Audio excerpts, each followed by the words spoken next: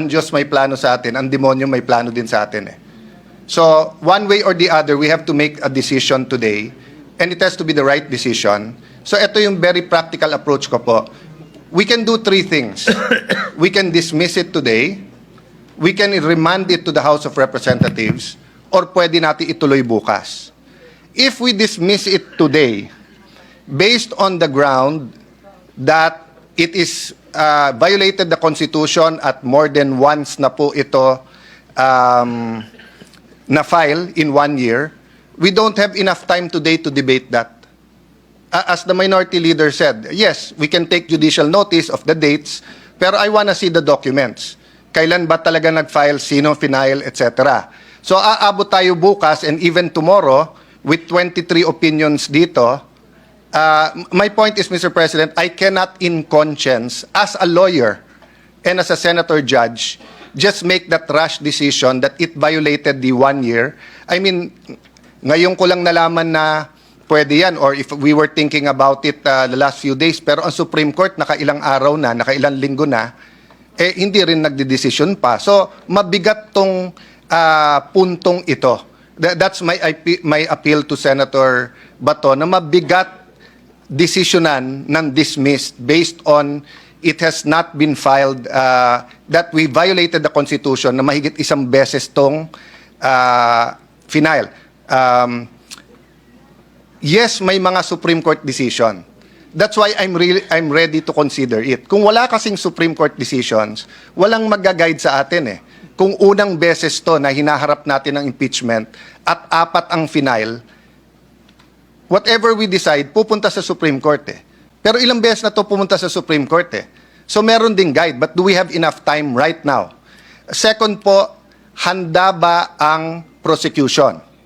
Ang makakasagot lang po nun, not even the re-elected prosecutors. Remember po, magkakaroon pa ho ng session sa umaga ng SONA sa July.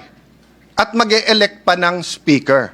And based on that, i-confirm pa nila kung itutuloy nila to o hindi.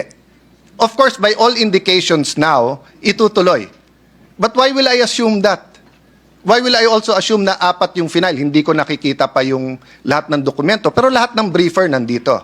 Kung talagang kailangan mag-decide today, they give us a few minutes, we'll take judicial notice or ask our very able secretariat. No? The third is that hindi daw pwedeng tumulay sa 20th Congress. Pero lahat tayo po ay nag-agree na hindi natin mapipigilan ang 20th Congress na i-take up to. So, bibilisan ko na po ha. If we dismiss it today, pwede ba mag-file ng motion for reconsideration yung prosecutors? If yes, kailan nila ipapile to? Tomorrow. Kung hindi tomorrow, sa 20th na to.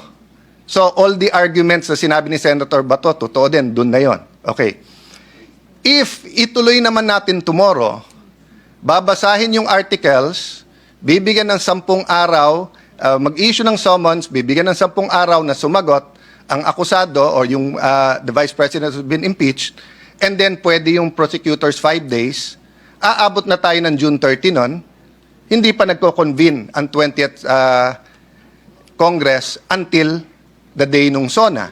So, in both cases, dismissed or tuloy, dun pa rin tayo magharap eh.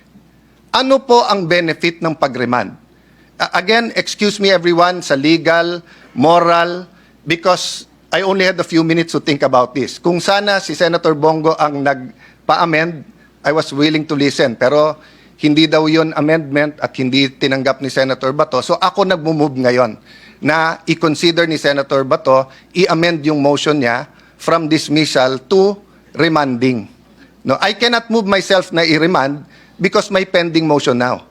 But I can ask him to amend his motion. And why will remanding be in the interest of justice and consistent with our oath of political neutrality?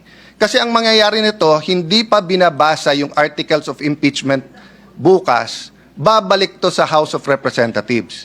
Hihingin natin ngayon na isa-certify nila na hindi nila violate yung 1 impeachment per year.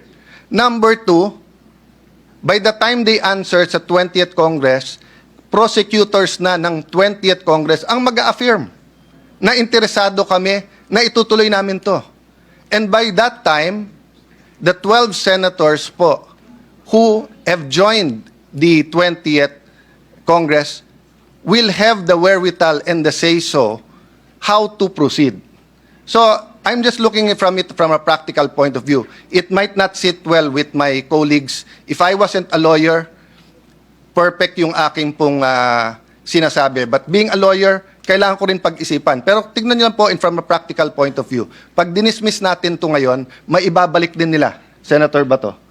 I-file din nila. Pagka naman hindi natin dinismiss, doon din ang mangyayari. Pag niremand natin, may mangyayari. May malalim na pag-iisip ng mangyayari dito. That's why I'm asking Senator Bato if he will, again, consider amending his motion.